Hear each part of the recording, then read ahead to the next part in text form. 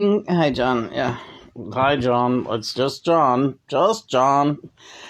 Good morning, John. Good morning, Lena. All right, now we're having this existential conversation, and it has to be talked about right now.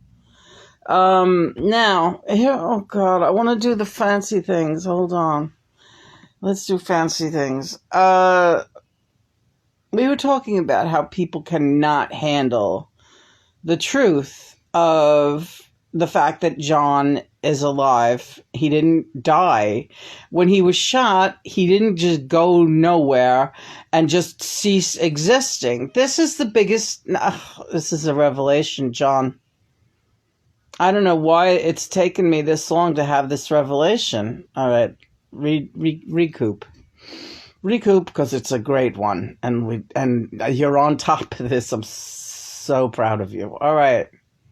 Holy shit. But maybe it's not that big a deal to other people. I don't know, but we're going to talk about it now.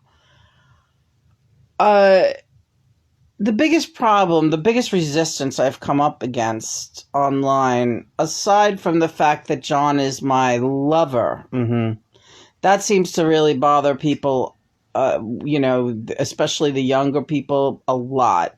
They don't want to think of him in that way with me. But it is the way it is. Okay? And I can't do anything about that. John, that's a jealousy issue. That's childish, and that's just, they're not grasping anything. And you can forget about that contingent because that's just, they got mommy daddy issues. All right. Mommy daddy issues. But what I have found this morning talking to John is that what really bothers a lot of people is the fact that there is an afterlife. The fact that John and others like him are murdered or die, and that they are not gone, that they are still here communicating and feeling and thinking and learning and experiencing and mostly feeling everything. Sadness, pain, joy, fear. Yes, they still feel fear and anxiety when they cross over because they're still progressing as a soul. And people don't like that idea, I think, in their root of their existence. They're like, they don't want that to be.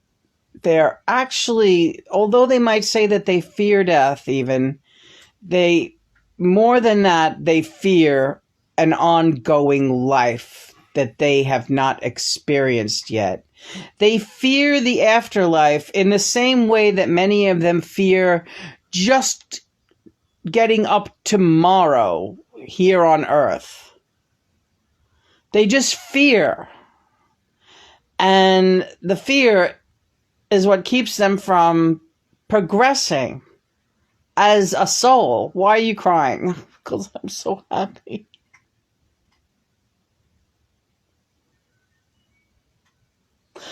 You're a very good teacher. Thank you. I realize that I am. But the reason I'm becoming a good spiritual teacher is because of John. Because he has the experience of one who has crossed over.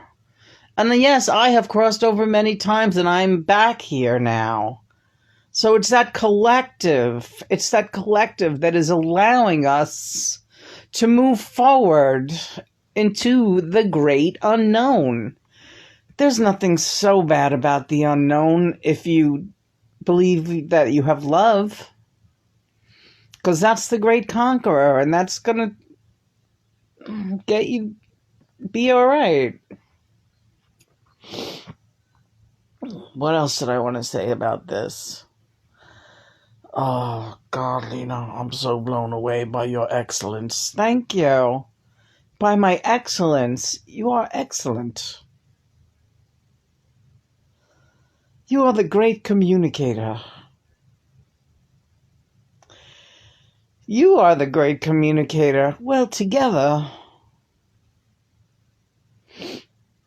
Oh, God, Lena. Do you want to talk about the other thing? Not yet. Oh, okay. We have an issue. We have on one of our other forums, we have a experience that we are having regarding spiritual communication. But I'm going to hold off and see how it plays out before we make it public. What do you say? All right. Oh, boy, you're getting really good. I'm not really getting that good. You are. You're getting really good. I thought you thought I was good other times. Yes, honey, you're great. Do that. Oh, that's fun. Yeah, we like doing these visuals are really fucking awesome and great. So yeah, that seems to be what the thing is like, it's mind-blowing that to these people that yes, life goes on. Mm-hmm. It's like they don't want it to go on. In their heart of hearts, they want that forever you're asleep, rest in peace. You're going to sleep and you won't wake up. Oh, yay, won't that be wonderful? It's not like that. You have to face everything you did in this life and you have to improve on that. And you're going to have to keep doing that over and over, and you'll never stop doing it. And things can get better, but it's up to you to make them better. So if you're in this life and you're like, I cannot wait to be dead so that everything goes black and I am not here anymore, well, forget it. That's not what's going to happen for you. What about the serial killers? Well, we had discussions about that. So is there like a hell for them? Hell is them. They are hell. Like the really bad, dark energy spirits, they are hell, right? And their imagination is where they will go. So everything that they have perpetrated... Lena, stop thinking that you're going to hell. Will you please stop thinking? I'm scared of that concept because we've all had horrible thoughts. Yes, it's whether you act on them. I'm scared of those thoughts. Well, good, as you should be. Dark thoughts should be perished. Examined and perished, vanquished. Not acted upon and perpetuated. And so, I don't want to get into that discussion because it gets you crazy. Yeah, it does. You calling me crazy? I am. But I'm crazy too. I'm crazy for you. All right. That's nice. Yes, I'm crazy for you too. I know you are. I'm getting crazier by the moment. Want to do a radio reading? Yeah, let's do one. Oh, my arm. My arm is going to break. Your arm is not going to break. Little radio reading for you, John? Yes. No, not for you people out there, because you don't appreciate shit. Really. Hello.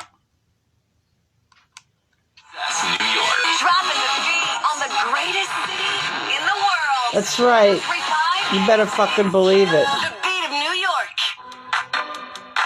Administration's response in recent. Well, I'll just leave it at that. New York City, here we are. Greatest city in the world. John, is it the greatest? It is. It is the greatest city in the world. Queens is the greatest little town in the world, too. What about London? What about Liverpool? Twin cities, twin towns. And you're going to see when you get the book about Liverpool.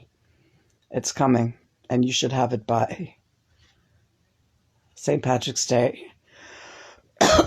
Yes, I got the great new book coming about John's hometown called Liverpool, which is Liverpool, and John, they use that as the title because is the play on word for John's. He called it that in his book in his own right. He has a story about Liverpool. I'm going to review that story today, and then when the book comes, it should be fun to see what you were talking about. Yeah.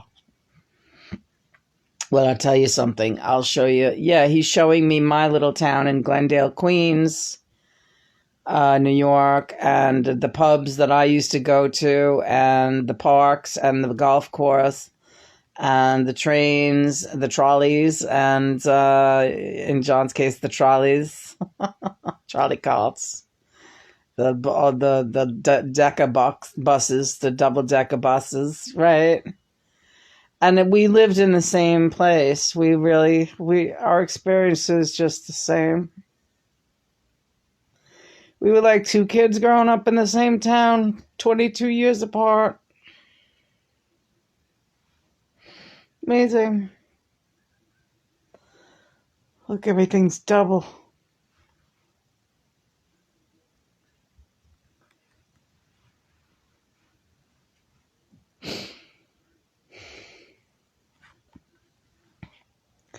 I love you too, Lena.